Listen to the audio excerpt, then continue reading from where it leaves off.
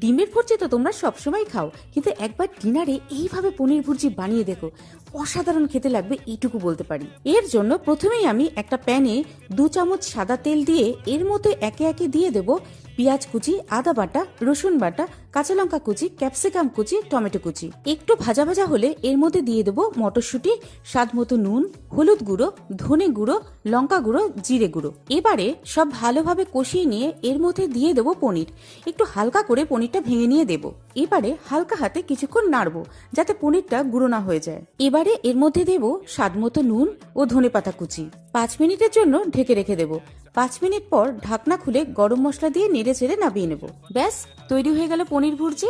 রুটি বা পরোটার সাথে এই পনির ভুর্জি জাস্ট জমে যাবে। ডিমের ভুর্জি তো তোমরা সবসময় খাও, কিন্তু একবার ডিনারে এইভাবে পনির ভুর্জি বানিয়ে দেখো, অসাধারণ খেতে লাগবে এইটুকু বলতে পারি। এর জন্য প্রথমেই আমি একটা প্যানে 2 চামচ সাদা